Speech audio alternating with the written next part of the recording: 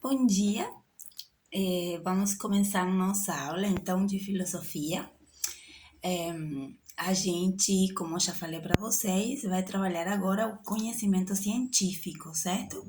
Então hoje nessa videoaula eu vou passar para vocês alguma definição um pouco mais aprofundada do que é o conhecimento científico e depois vamos falar um pouco sobre por que nós na disciplina como filosofia, falamos do conhecimento científico, ou seja, vamos ver um pouco como tem sido abordado esse problema, o problema do conhecimento em geral e do conhecimento científico especificamente, na história da filosofia, tá? De forma muito superficial, só para que vocês tenham um panorama geral de por que se trabalha ciência na disciplina filosofia, ok? Então, primeiramente, vamos falar que o conhecimento científico não é a única forma de conhecimento existente, também não é a única forma de conhecimento válido, também não é a única forma de conhecimento que tem existido ao longo da história. Temos muitas formas de conhecimento. Se vocês vão lá no livro de Shawi, onde eu estou um pouco tentando manter essa linha de raciocínio, vocês vão encontrar ali como primeiro ponto as diferenças entre a ciência e o senso comum. Tá? O senso comum, então, é uma forma de conhecimento que o ser humano tem da realidade também. Nossa, tomei a gripadinha. É uma forma de conhecimento, só que é um saber, um conhecimento que resulta de uma experiência imediata entre o ser humano e a realidade. Uma experiência cotidiana. É como o ser humano resolve os problemas cotidianos, tá? Esse é o senso comum. É a forma mais imediata e é, imediata, não vamos dizer superficial, não, porque muitas vezes o senso comum não é superficial, mas é aquela forma que eu heredo, que vem de geração em geração, que foi aprendida na minha família, certo? Aqueles conceitos que vêm, que todo mundo acredita, aquilo que foi passado para mim e eu sustento de alguma forma porque é funcional ao que eu preciso. Se eu vou fazer um bolo, por exemplo, eu vou, obviamente, utilizar os conhecimentos do senso comum que me foram passados. Eu posso ler uma receita ali, eu posso fazer alguma variação, eu não tenho que ser rigorosa em seguir a receita, eu poderia agregar algum outro elemento, pode ser que não dê certo, mas eu posso criar em cima daquilo que me é passado. Mas a pessoa que faz o bolo, ela não sabe por que é as causas profundas, as causas primeiras que fazem com que o bolo cresça se eu boto fermento, não cresça se eu abro o forno antes de tempo, todos esses elementos, né? Esse conhecimento que eu tenho na hora de fazer um bolo, o forno tem que estar bem quente ou não, são um bom exemplo de como o senso comum funciona. Ele é funcional, ele está ali, ele me ajuda, é uma receita que me é passada de geração em geração e que eu aplico mesmo que eu possa vir a modificar alguma coisa, porque não é uma forma de conhecimento rigorosa, tá? Então, não me interessa o porquê do fermento fazer o bolo crescer. Isso já está em outro nível de conhecimento, um conhecimento que procura as causas, um conhecimento que vai além da primeira impressão, daquilo que foi aprendido sem muito questionamento, certo? Então aí já temos, por exemplo, a diferença com uma forma de conhecimento que é o senso comum, mas não é a única forma de conhecimento. Eu tenho, por exemplo, também o conhecimento religioso, que ele vem passado também de geração em geração, que tem como base a confiança em uma verdade revelada, tá? E não o método que me permite procurar as causas primeiras. Eu não me questiono se a Bíblia está verídica, se é verdadeira, se é válida. Eu não vou me questionar isso, porque o conhecimento religioso não tem esse objetivo de saber o porquê as causas primeiras, né? Ele fica mais no nível da verdade revelada e pode sim vir a explicar aquela verdade, enfim, por outros processos vir a ser também uma forma de conhecimento. Mas quando a gente fala de conhecimento científico, o primeiro talvez que venha na mente é justamente essa, que o conhecimento científico ele é provado, comprovado, certo? Verificado, no caso das ciências formais, que não tem comprovação empírica. Então, falamos mais de verificar as leis, os axiomas universais. Então, conhecimento científico, a gente sabe já intuitivamente, ele se diferencia de outras formas de conhecimento. Ele tem algumas características bem específicas, tá? Ele é metódico, ele é rigoroso, ele é objetivo, sistemático. Todas essas características vocês vão encontrar também lá no livro, especificadas, tem um quadrinho bem gráfico, onde aparecem as características. Eu não exijo que vocês decorem todas as características, mas sim que vocês entendam de forma geral como essas características definem o conhecimento científico, certo? Então, vamos começar um pouco a organizar aqui. Eu acredito que a primeira coisa que sobressai mais o conhecimento científico, que é importante a gente entender, é que o conhecimento científico ele é metódico. Enquanto o senso comum, como a gente viu, pode até seguir o método, mas não é um método rigoroso no sentido do conhecimento científico. O conhecimento científico segue um método estritamente, de forma rigorosa. Se eu não seguir os passos do método científico, eu não estou fazendo ciência, eu estou fazendo outra coisa, certo? Porque a ciência tem, assim, o método como uma coisa que o que garantiza que aquele conhecimento seja científico em si mesmo. Então, é muito rigoroso e é uma coisa que toda ciência tem como base, tá? Esse método, o método que determina o que vai ser estudado, como vai ser estudado, quais são os procedimentos para verificação, como essa teoria vai ser inserida dentro do contexto geral, né, do sistema daquela ciência, etc. Ou seja, um método é uma característica específica do conhecimento científico e é um método altamente rigoroso. Esse método é que permite que a ciência atinja esse tipo de conhecimento que a gente chama de sistemático, preciso e objetivo, tá? O que significa que o conhecimento científico é sistemático? Significa que ele não são conhecimentos soltos. Ah, eu descobri que o sol sai pelo leste. Aí depois vi que a lua é o contrário. Então, aquilo lá é uma teoria, aquilo lá é outra teoria. Não. A astronomia engloba todos os conhecimentos referentes aos astros, por exemplo, de forma sistemática, ordenada, conectados entre si, é um sistema. As teorias científicas são parte de sistemas científicos, elas não estão soltas aleatoriamente, certo?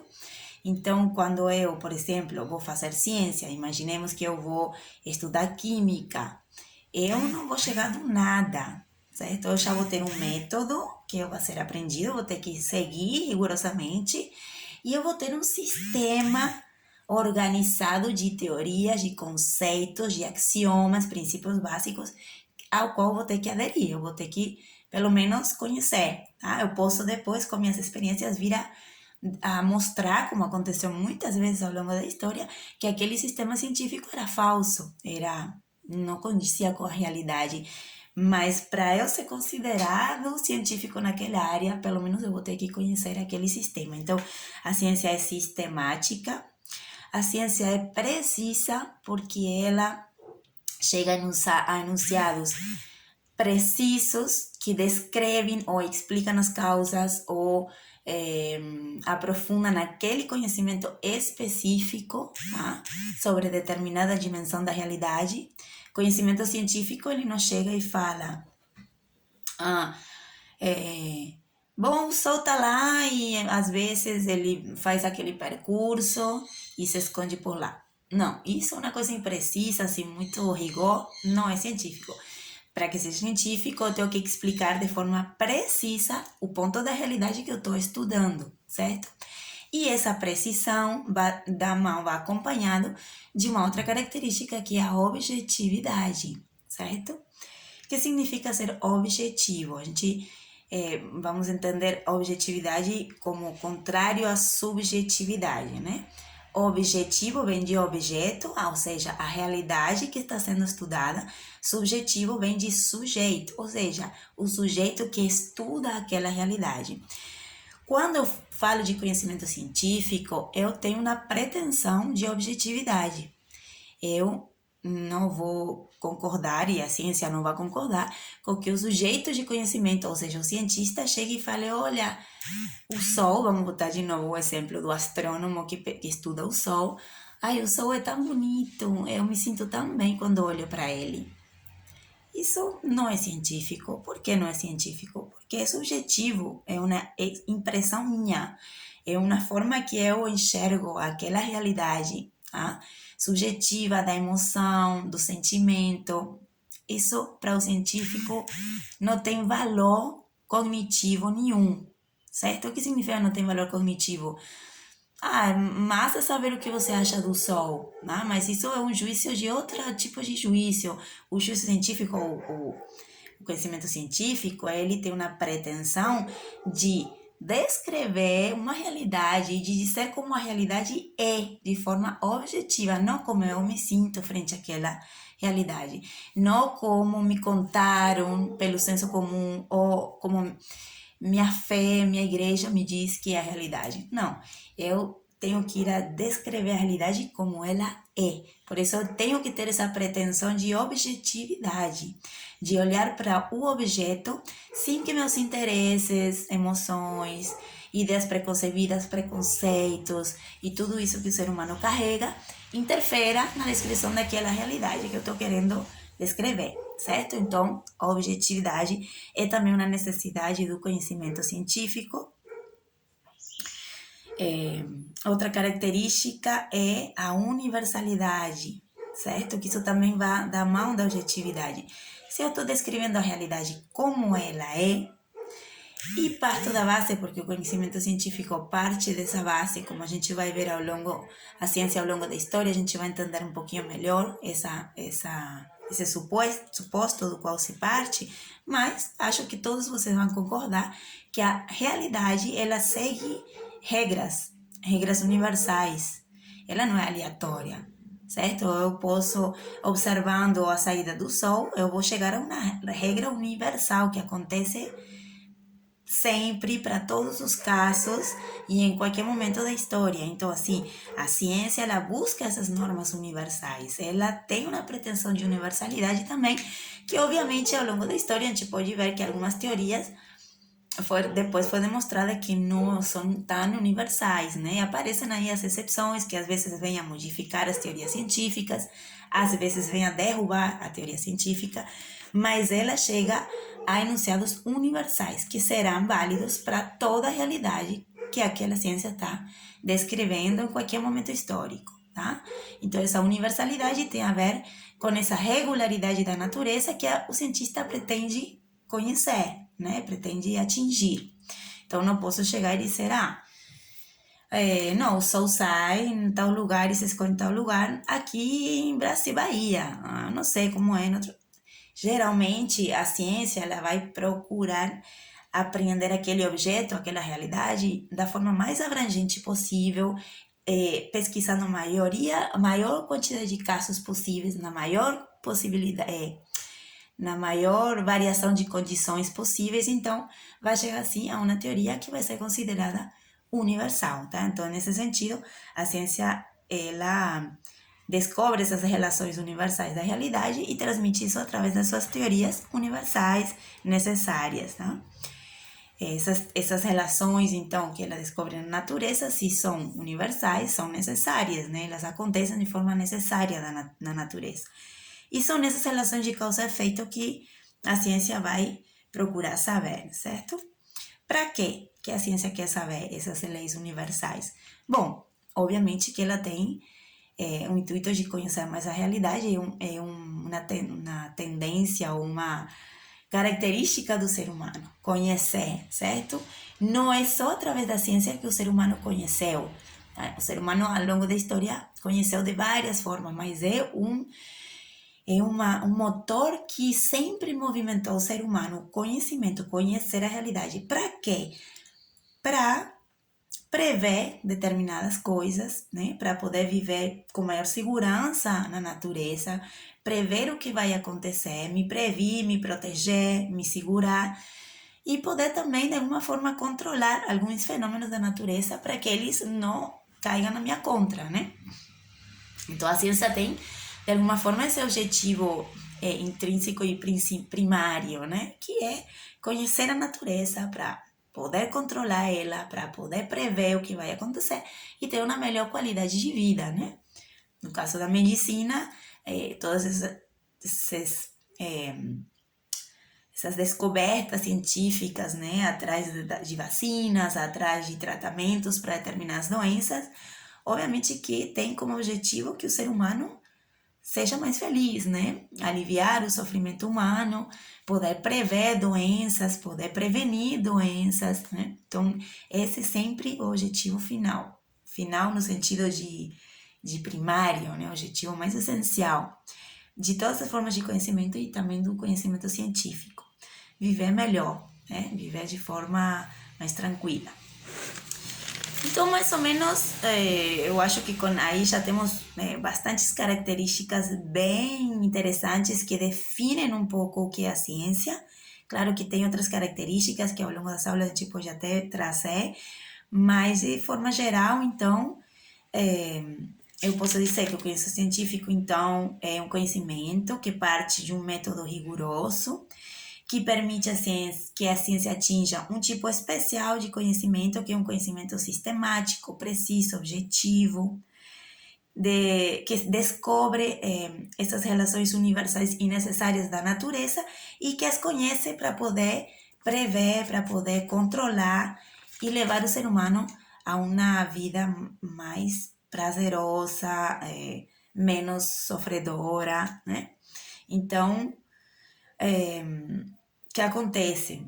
A gente vai ver que, por exemplo, se diferencia do senso comum, tá? Se diferencia do conhecimento religioso, se diferencia também do conhecimento filosófico, mas como vamos ver agora, não foi sempre assim, tá? A ciência, como a gente conhece hoje, a ciência, ela surge na Idade Moderna já, né? Depois do Renascimento. Então, ela não é tão antiga como a gente conhece ela hoje. Porém, para ela chegar na modernidade a se desenvolver como ela se desenvolveu, aconteceram muitas coisas ao longo da história da humanidade que foram gestando, né, que são sementes do que na modernidade se constitui como ciência, né? Então, assim, tem autores que dizem que a ciência começa na modernidade e que antes não havia ciência, e tem autores que dizem que sim havia ciência, que ela não era um conhecimento único e separado, nem era com as mesmas características que hoje, mas que já era uma semente do que na modernidade ia ser considerado ciência. E existe desde a Grécia Antiga. Inclusive surgiu com a filosofia, junto com a filosofia. Esses autores defendem que o conhecimento racional, que surge na Grécia Antiga, como vocês devem ter visto já com Luiz, aquela passagem do mitos para o logos, conhecimento racional, já é uma semente do conhecimento científico. Nunca se teria chegado à ciência se não se passasse pelo conhecimento racional, pela filosofia, certo? Então, assim, a ciência, desde essa perspectiva, surge junto com a filosofia, lá na Grécia Antiga, com os primeiros filósofos. Os filósofos da natureza, eles eram, além de filósofos, cientistas. Por que eles eram cientistas? Bom, primeiro porque deixaram de lado o mito, as explicações míticas, aquilo que, como falei no começo da aula, é uma verdade revelada e passada de geração a geração, sem questionamento, sem verificação das proposições. Ninguém chegava na Grécia Antiga e falava, vem cá, deixa eu ver se Zeus realmente é como dizem que é. Eu vou pesquisar, vou ali a ver Zeus e ver se... Não, a crença nos deuses, ela se acredita ou não se acredita, tá? isso não quer dizer que não seja uma forma de conhecimento de alguma forma válida para mim como ser humano, porque ela me ajuda, minha fé e a realização de determinados rituais me ajuda a estar mais tranquilo, a confiar na natureza que vai me dar o que eu preciso. Então, é necessário, mas não é uma forma de conhecimento racional no sentido que a gente está trabalhando aqui, no sentido de conhecer as causas primeiras, conhecer através da razão e não do que me falaram, deduzir, calcular, tudo isso surge com a razão, né, com o conhecimento racional lá na Grécia Antiga. Então, os primeiros filósofos, eles queriam conhecer mais da realidade, eles se preocupavam pelo primeiro princípio, pelo arqué. Arqué é aquele primeiro princípio que faz com que tudo seja como é. Isso é uma especulação, em algum momento tem muita coisa de especulação, mas é um primeiro passo para o conhecimento da realidade desde uma perspectiva bem diferente, uma perspectiva racional, uma perspectiva que não se conforma com a verdade revelada, sino que vai além, pesquisa, estuda, calcula, procura saber as causas primeiras. Então isso já é uma semente bem forte que acredito seja assim um primeiro passo para o conhecimento dessa realidade, né? Então, aqui já estamos em 21 minutos, eu não vou continuar, não vou deixar essa aula muito comprida, tá? Porque senão fica chato mesmo na videoaula de tanto tempo. Eu queria chegar a como a filosofia tem estudado, né, o conhecimento científico ao longo da história, mas fica para a próxima aula essa parte, né? Só vou deixar aqui, então, uma ideia geral, né, até aqui, né, do que é o conhecimento científico. Já dei uma primeira dica de que surge lá na Grécia Antiga também, na aula que vem vamos ver melhor isso, mas vou deixar uma pergunta aqui para vocês dar uma lida para a aula que vem, certo? Eu vou perguntar para vocês qual é, tá? Isso aqui vocês podem entrar no Google, pesquisar e tirar.